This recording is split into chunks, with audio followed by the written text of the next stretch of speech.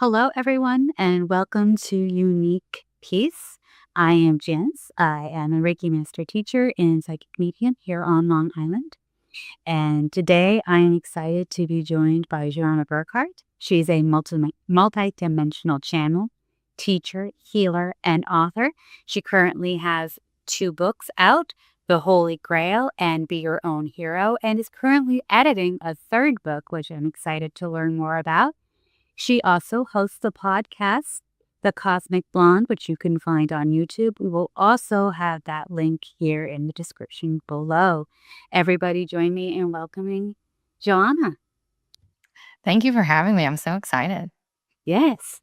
So I am interested in learning more about you.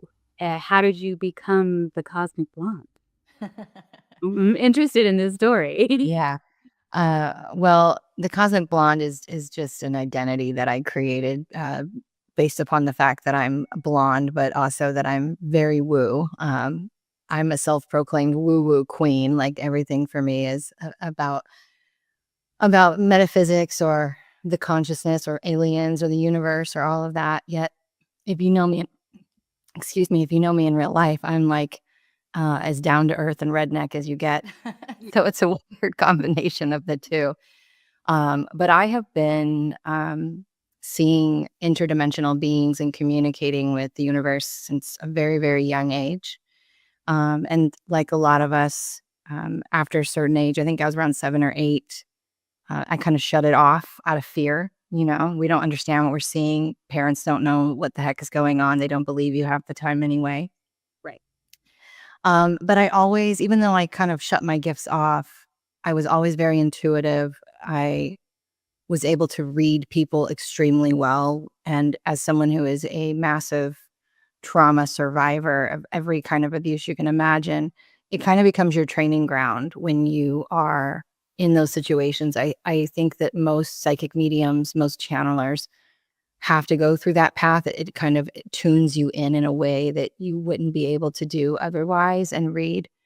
But it wasn't until 2008 that my reawakening began. But through all that time, I always was obsessed with aliens. I was obsessed with Sylvia Brown. I was always in tune with those things, though I didn't really know why I was drawn to them. But in 2008, my reawakening began, and it came the way that most people start, with a very deep, dark night of the soul that lasted about a year and a half. And I mean, it was real dark. But when I came out of it, I had this thirst to know who I was. And I always laugh at this because I took it so literal. I went and signed up for Ancestry.com and literally did my family trees on both sides, thinking that was going to help me find out who I was. And while it was cool, it did not get me very far, in understanding me, because that just is a long line of programming, ancestry and programming. But that's when it began. And then in 2015, between 2013 and 2015, every single one of my clairs, my extrasensory abilities came online all at once. And with the death of my father in 2015, that was a very traumatic year for me. Not only were my gifts coming online, but I started to feel, see, smell, hear spirit, like on top of all my trauma coming back, all the trauma I had repressed after my dad died, or before he died, I had repressed from my childhood, but all of that came back. When he died, it like uncorked something in me. So I was dealing with these deep, dark things that I had repressed for a very long time, and being super sensitive and communicating with spirit and not knowing what's going on with me and who's talking to me and why all this was happening. And so it was an interesting time in my life, but it made me learn the hard way, I guess, which I'm really glad that I did, on energetic boundaries and understanding the foundations that so many spiritual teachers skip when they help people open their gifts.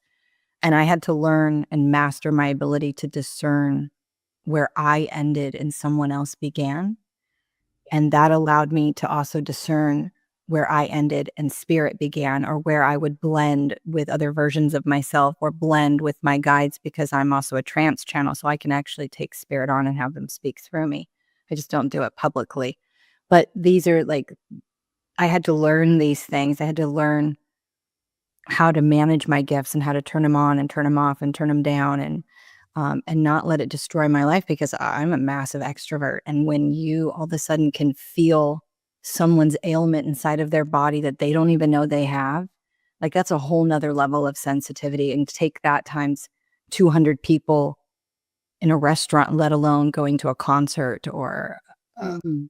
a, a, a parade or anything of that matter. So it's been an evolution. My journey's been an evolution. And I had a podcast before Cosmic Blonde with my best friend called The Breakdown. And it just didn't flow. And I just realized that I needed to just be on my own. I needed to have a space where I could blend my realities, because we know we're multidimensional. So we aren't just one thing. We aren't just channels or healers or intuitives. We're not just regular people. There's so many parts of ourselves and layers of ourselves and aspects of ourselves, and we should be able to embrace all of those. And so Cosmic Blonde is my space to kind of do that. It's something that I do for fun, for myself, to learn, to share. So I share everything from conscious dating to trauma healing to crazy metaphysical stories and awakenings. And it's just a space where I can dive into and share my heart, my soul, my crazy thoughts, and bring all the parts of me into one space. And yeah, so I really love that. It's kind of like, you probably feel the same way at some level. It's kind of like your own therapy, because Yeah. you get to share your story, but then you get to resonate with other people's stories too that you bring on the show. So it's nice. It's a way of creating community with that I never saw, that I was going to be able to do in a way, and it's really taken off. Yes, and it's beautiful. In a lot of ways, I concur. I mean, I started this because my channel doesn't just host my YouTube, it also hosts my meditations and some interviews outside of this podcast. But the podcast itself was started as a way, as like everybody finds peace in a different way, and some people are searching for ways to find peace. So that's how I manifested this podcast. It's like, okay, there's different ways, and sometimes Yeah. repeat, and sometimes it's like, wow, I never thought of that before. Right. Of that. I've learned so much. Yeah. And the podcast, the cosmic the your Cosmic Bond podcast is great. You're also that healer and that author. And so did you feel as you were awakening, is that what channeled your books and your healing to come through? Well, gosh, the channeling started first. Um, and the healing came with the channeling. They came at the same time, because like I said, I had had so much trauma coming up that I was hearing these voices and feeling these beings and just saying, okay, if I can hear them and feel them, they can hear me and feel me. And I would literally be on my office floor, my closet floor, just crying. Like, this is overwhelming. I don't know what to do with these feelings. I don't know what to do with these images. I don't know what to do with this. And praying and asking them to help me. And I would hear these beautiful processes or these things. And I wasn't even concerned about sharing them with anybody else at first. It was more about, can I use this to get myself out of this really deep, dark place of feeling hopeless and overwhelmed? And it did. And so the healing, it's interesting because I did all the things that most people do. I studied Reiki, and I always say Reiki is the gateway drug to energy healing, because it gives you the structure. And once you realize you don't need structure anymore, you just start channeling energy. And that's exactly what happened. So I felt called to Reiki, started there, realized very quickly within months, I did not need the symbols. I didn't need the techniques. I was channeling energy. And so I started working that with myself. I would practice at my husband at the time. He had food poisoning once, and with food poisoning, we all know any kind of medication makes it worse, and it usually lasts about 24 hours. I healed it within 45 minutes. He was up and fine and had no issues at all. It was crazy. And so me having those experiences and taking these processes and applying them to myself and healing, I was like, oh, I need to start sharing this, because originally when I left corporate, I went into business coaching. I'm really good at business. I'm really good at organizing businesses and restructuring them and guiding people and helping people build confidence and see where they can't see.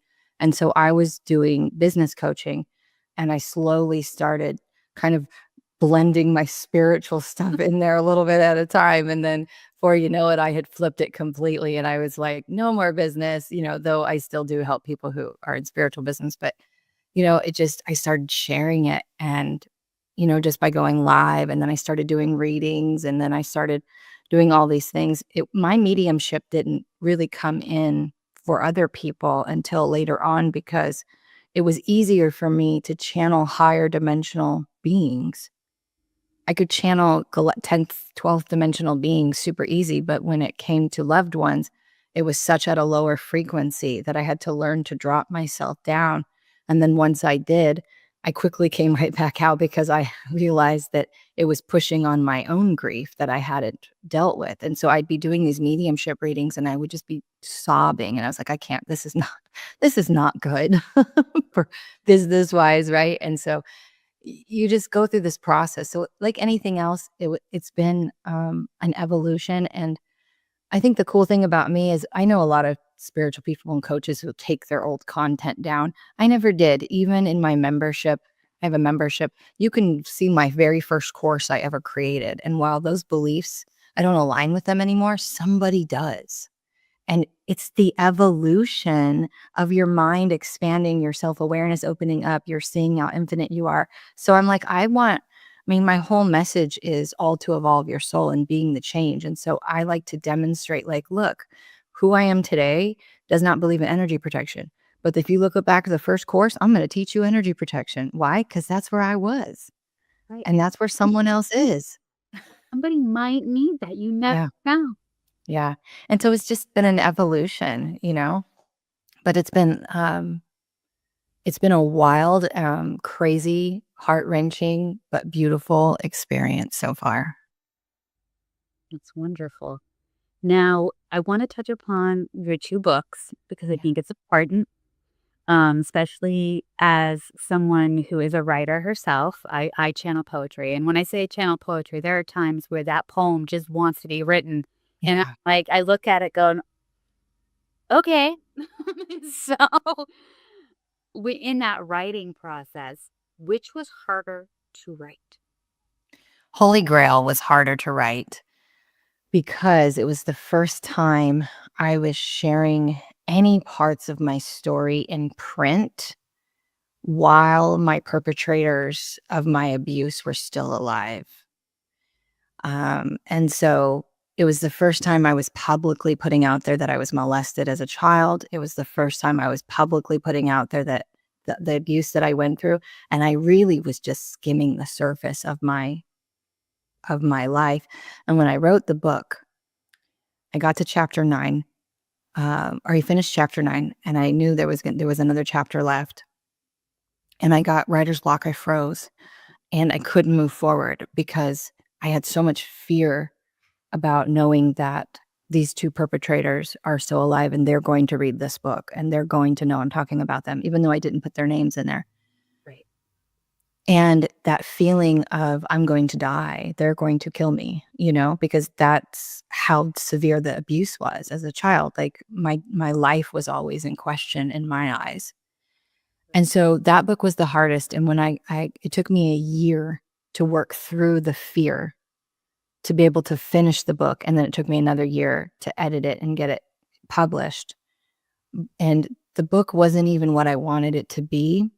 It turned into a teaching book. So it basically teaches you the stages of an awakening. It basically teaches you how to navigate your awakening. It shares all the channeled information, all the transmissions, all the modalities that were given to me for me. I put them in the book. So it's an excellent book, but it wasn't authentic in the fact that it was meant to be my story, but I wasn't ready yet.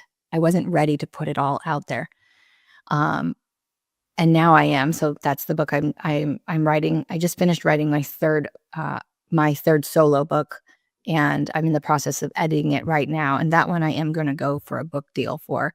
And that one is the deep dive into my story about choosing me, about not being a people pleaser anymore, about deconditioning myself, about finding my peace, about finding who I really am and navigating that, because we lose ourselves so much in relationships and circumstances. But Become Your Own Superhero, that was the first book I wrote. And that's what started me on my writing journey. And it wasn't even for me. My son and I moved in the Outer Banks of North Carolina when he was 6. And we're from San Diego, California. So, I had at the time platinum blonde hair. I looked like the typical California girl. He was a little surfer boy. And we moved to an island where people don't take well to outsiders.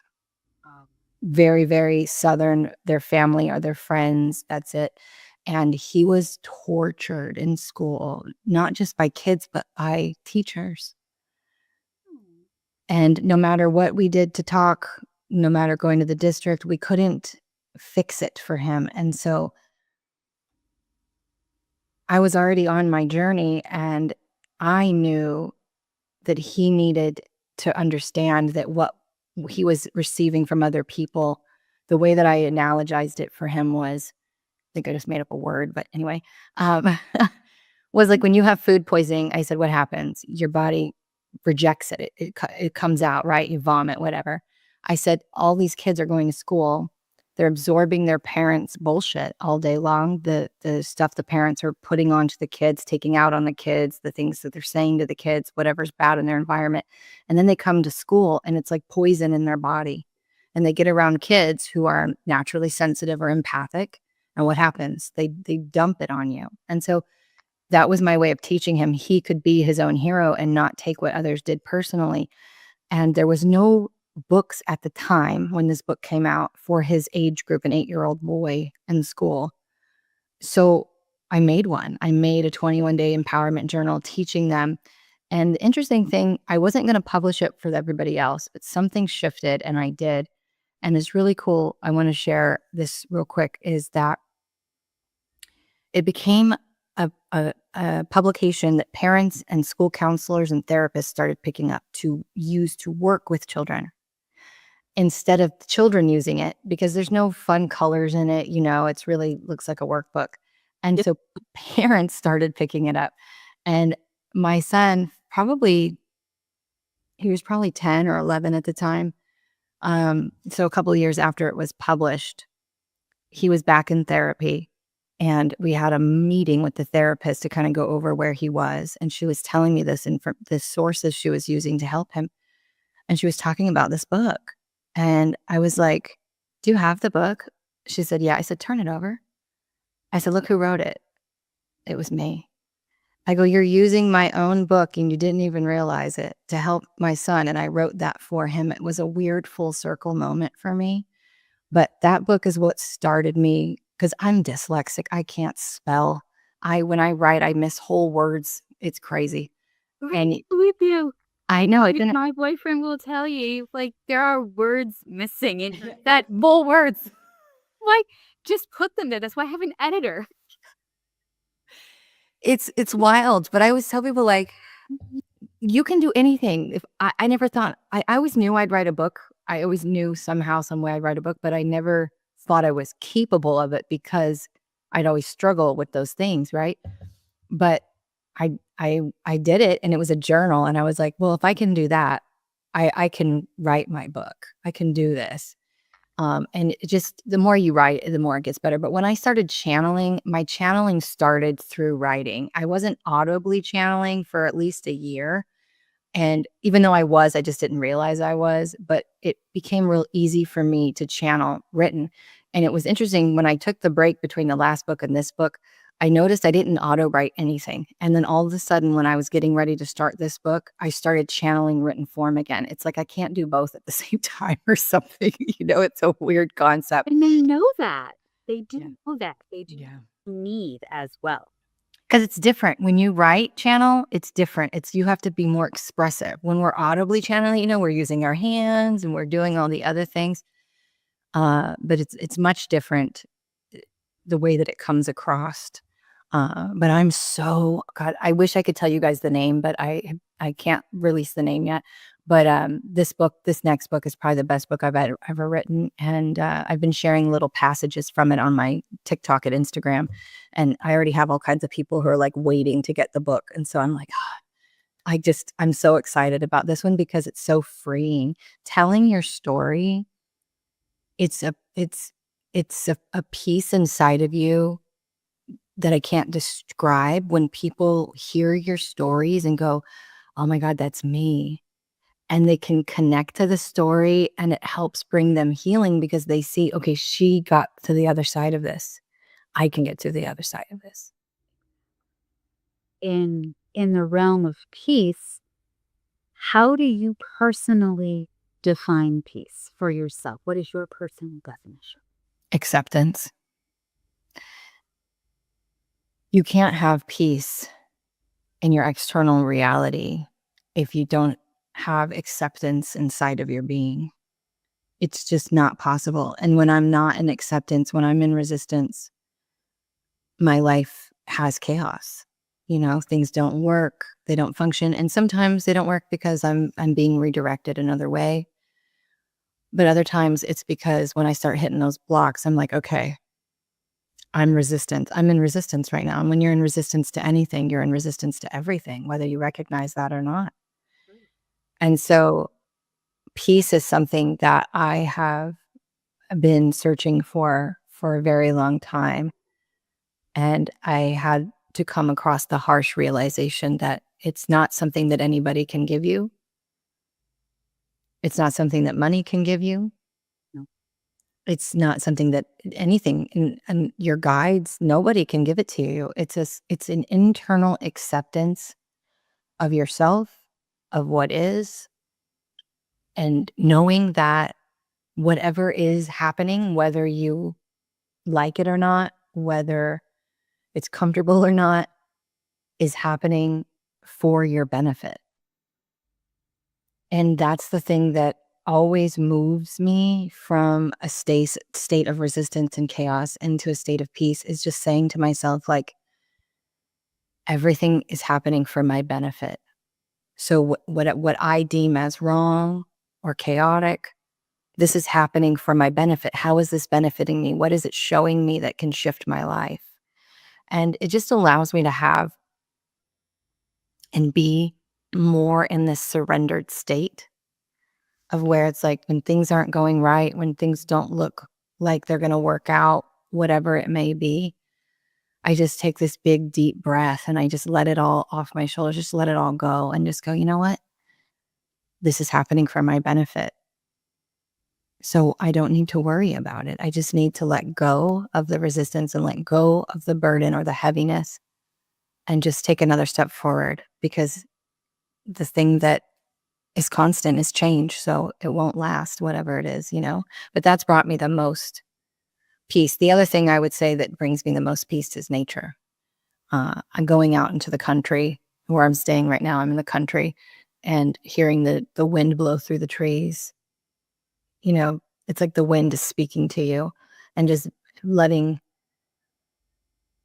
all the elements around you just kind of take it all away. And those are my keys to peace.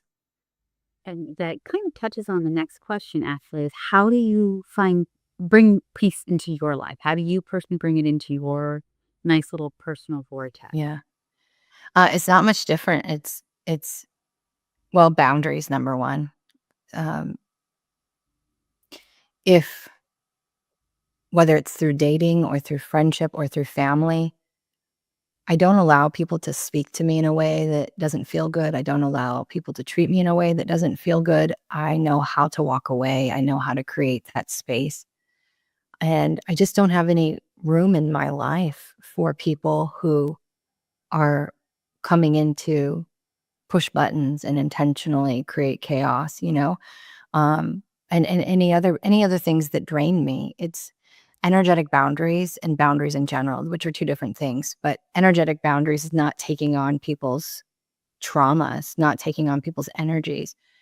It's something I specialize in. And And it's done me wonders in my life, but then also physical boundaries of no longer people pleasing and no longer being what somebody wants me to be and just being who I am, loud, weird, crazy, kind, loving, and remembering that if I'm too much or not enough for somebody, it's the wrong person. And so for me, those principles allow me to create a filter for who comes into my life and what comes into my life. Because the one thing I think everybody should protect in their life is their peace. But so often we just, because they're blood, because they're our spouse, because they're our friend, because they're a client, they get to walk on us or treat us, or we have to do something, we have to be a certain way. And I'm like, no. If you can't accept me for who I am, then you don't need to be in my life. And that's a hard lesson. Hard lesson. It really, it's a hard lesson. And that's why my next book is going to be such a popular book, because everybody I talk to about it is, they're still coming out of their people pleaser phase. They're still learning how to take off the masks. They're still learning how to have those boundaries and choose them. And when I chose me, I lost a lot of people, including my daughter. But if losing them means I get to keep myself, then that's a sacrifice I have to make. Yeah. And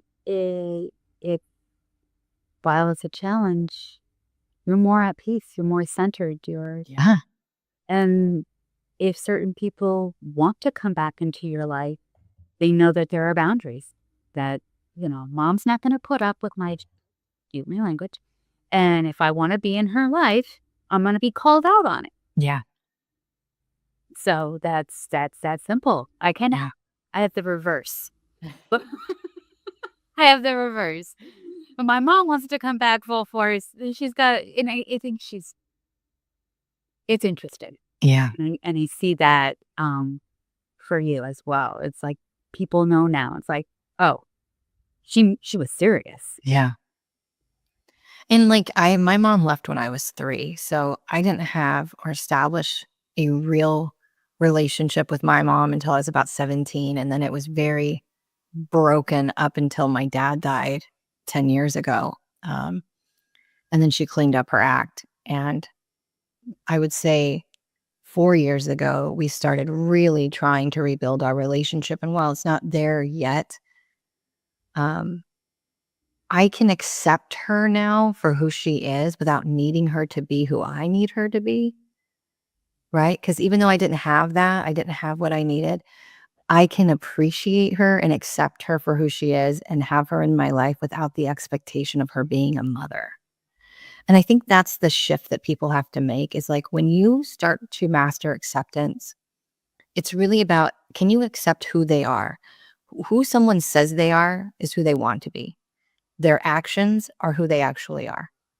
Absolutely.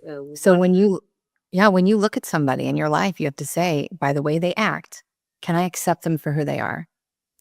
If you can't, well, then you have some more work to do and you can't have them in your life. But if you can, then you can see that they have a position in your life. It may not be the position you want, and you may not get what you need out of them. But if you can accept them for who they are, you can have a good relationship with somebody and not lose it, right? But that's an evolution in itself. I couldn't have had that without my mother going, getting clean from alcohol, getting sober, and going through her own evolution, right? So we have to accept people for where they are and know that where they are is important, and it's a purpose for them. It's their journey.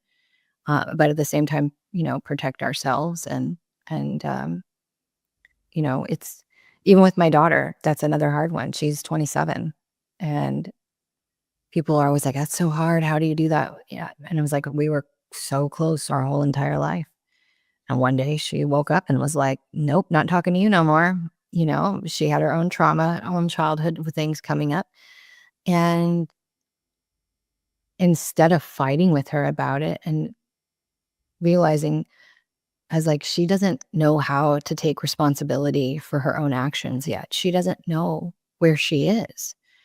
And even if she does, she doesn't owe me anything. She's 27. I don't owe her anything. Like, she gets to be where she is. She gets to take her time and heal. And the most loving thing I can do is let her go and let her heal and know that if she's meant to come back, she will in her own time. And so I think a lot of times, and I get this to a lot of clients, whether it's relationships or children or parents, they're always trying to force, when are they going to come back? What can I do? How do I do that? I'm like, you can't do anything. You can't. No. You got to let it go. Yeah. And it kind of blends itself to the next question nicely is, how do you help others find peace and bring peace into their own lives? So most of the time, that's not something you can necessarily do in one session. I mean, you could, anything's possible. we can reroute some beliefs real fast, and most of the time it's through private mentorship, and it's giving people, number one, that the thing I'm really good at is creating space for people. People will come into private mentorship with me, and sometimes even just single sessions, and they're like, I don't know what's coming over me, and their body lets go, and they're able to cry, and they're able to purge, and they're able to speak authentically and hear themselves and see themselves with me holding the container. And then I channel their guides and my team, of course. And we have this unique way of helping them find the answers that they seek inside of them. Now, in the beginning, I used to just channel the answers for people. But what I've learned over the years is just giving people the answers doesn't help them. But if the guides can give me the right questions to ask to help them find the answer inside of them, they will never forget that answer. Right? They might need a reminder every now and then, but they know how to find it because I help them find it. And that, as a healer, that's all you're doing with energy healing anyway, right? You're just facilitating the energy. We're not giving you some magic. Though it is magic at the same time, but it's the number one thing is creating that space. And for me, support. I haven't had a lot of mentors in my life, but I had a couple. And the thing that was lacking from these high ticket offers, 15 grand for coaching and all of this, I was like, I don't get any support. Like, I can't message you if I'm having a bad day. I can't reach out and say, hey, what do you think about this? Or I had this great aha thing. And I said, I'll never be that way. And so in everything that I do, whether it's my mentorship package or my membership package, my low end to my high end, right, is massive support. Those people, if they're paying me, I will be in their back pocket and I will be there for them. And that's the most healing thing we can do, is to see someone, accept someone, hear someone, and in a way that is non-judgmental, that breaks their energy down and helps them to see and hear themselves. And most of the time, before I could even answer the client, they've already figured it out by hearing themselves, by just saying it into that safe container, right? So that's the main one. But, my words are light encoded. And so when I'm working with a client, there's always frequency alignments that are being made. I also will speak the language of light or give them symbols. There's so many ways that we work. But I think the major one when it comes to helping someone find their peace is just giving them the space to say whatever the fuck they need to say and to feel however they need to feel, and to just be like, there's nothing. And I always tell my clients that there's nothing you can say to me that will push me away, or I will think you're crazy. If you tell me that you buried a body in your backyard, I'll be like, okay, all right, let's go. What else do we got? Because this difference, even in therapy, like, you can't say, if you're feeling like you want to unalive yourself, even though you probably are not going to do it, but you feel like you want to because you're going through an ego death, you can't say that to a therapist. They're gonna want to report you. They don't think outside the box. They don't they're good at making you aware of things. I don't want to stop there. I want to help you become aware of it, but I want you to learn how to shift it. Shift your frequency. You don't always have to be in a state of resistance. You don't always have to be in a state of heavy grief. You don't always have to stay in these things. You can learn to shift into peace. You can learn to shift into bliss.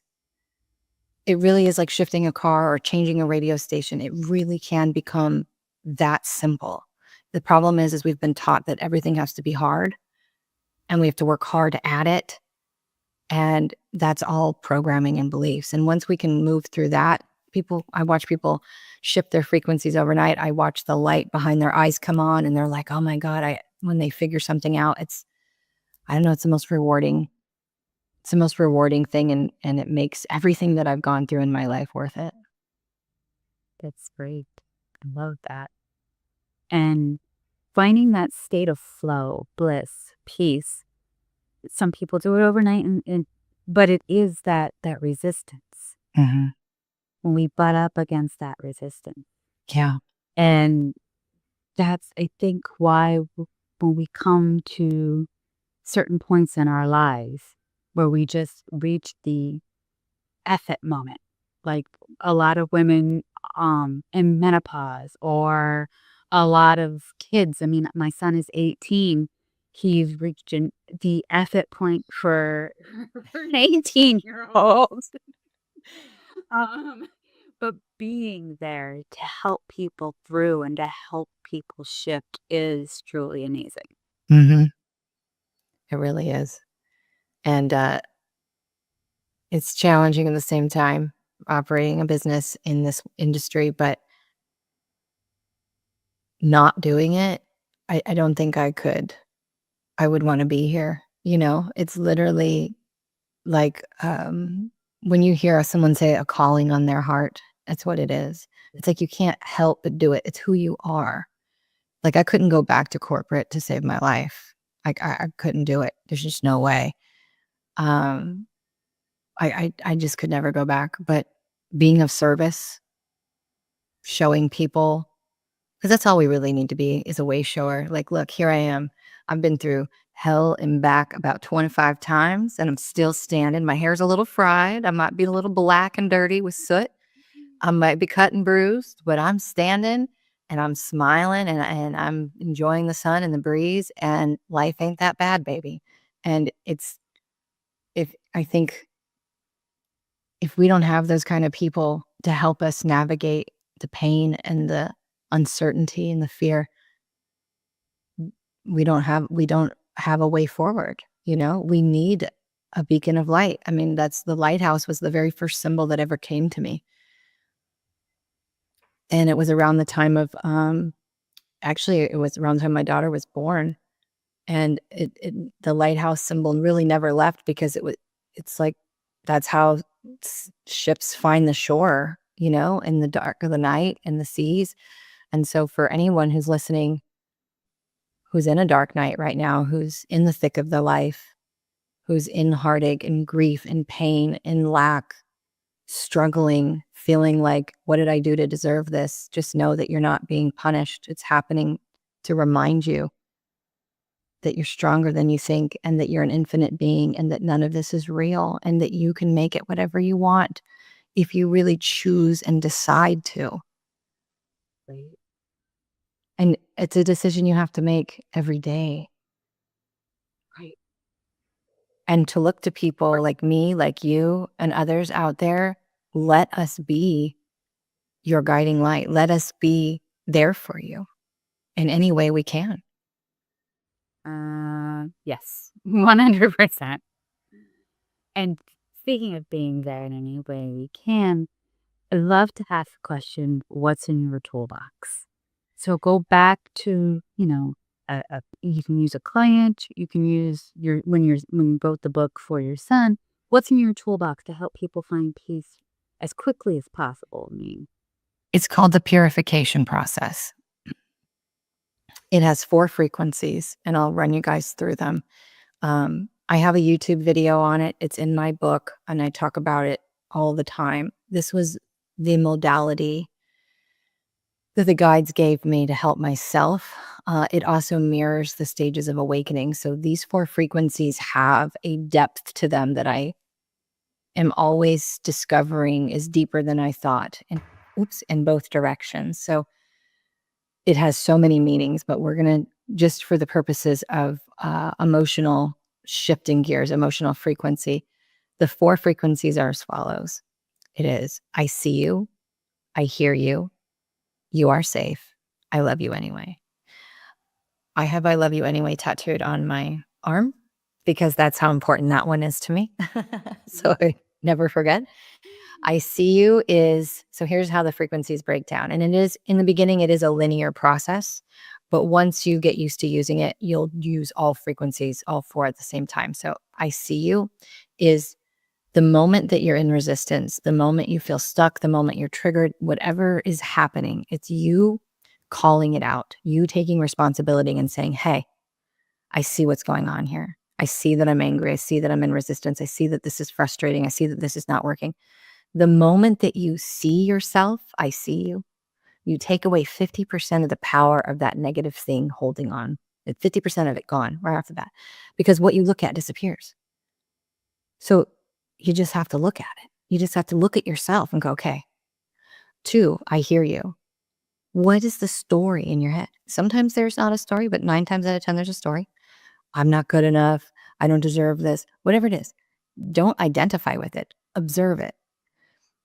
Because what you will find is that most of the stories that we repeat in our mind are alarm systems for trauma stored in the body. Your mind doesn't overthink unless it's trying to process a stuck energy. So when you start observing the stories in your mind, you're going to start to see a pattern of the same stories or similar stories showing up, right? So I hear you is just listening to the ego, which is going to have the protector personality, the inner child, right? That's behind the ego personality that's protecting it, and really listen to the story, because it's going to give you so much insight as to how what's happening in your everyday life right now really has nothing to do with your everyday life. It has everything to do with what happened to you as a child. It's just showing up in a different way to be reconciled.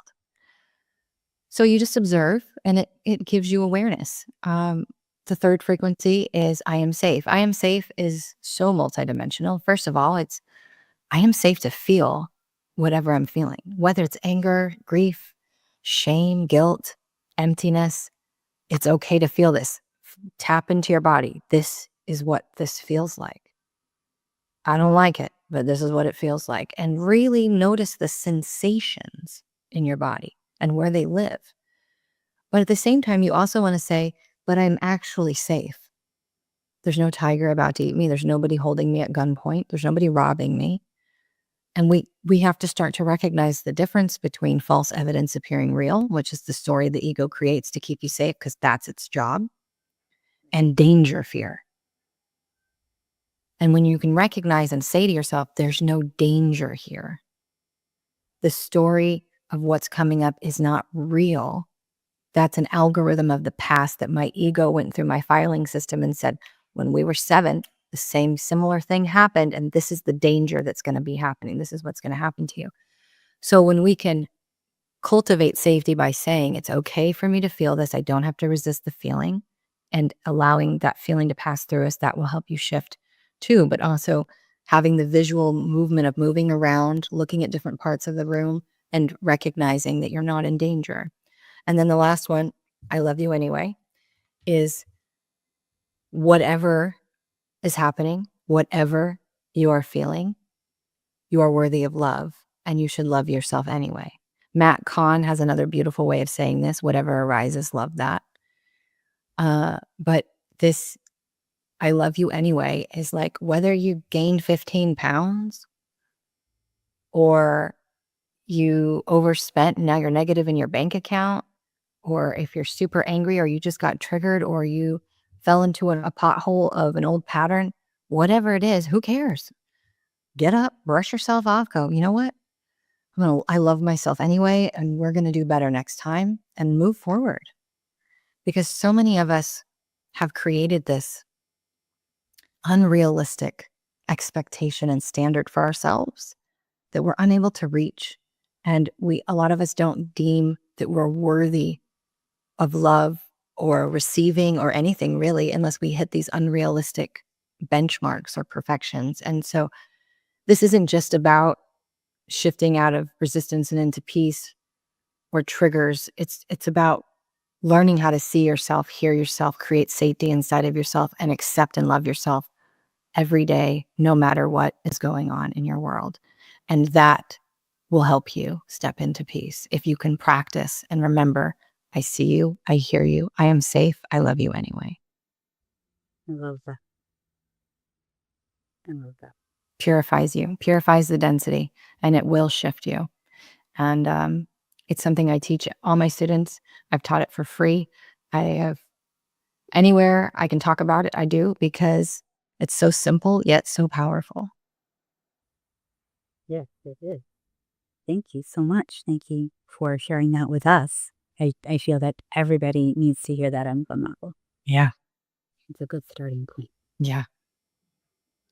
And that you can use it no matter what, anywhere. You can use it in your head. It takes, a minute to 90 seconds. You can sit in the bathroom and do it and shift and walk back out and be a totally different person. That was great. People were like, are you okay? I said, fine, I've got me. Yeah, we're good. Got me. Yeah. I would like to thank you so much for coming on today and sharing your story, what brings you peace, and helping all of us. And I'm really excited for this book to come out. I know, me too. Keep us in the loop. Whether I get a book deal or not, it's coming out, and it's coming out hopefully, if not later this year, by summer of next year.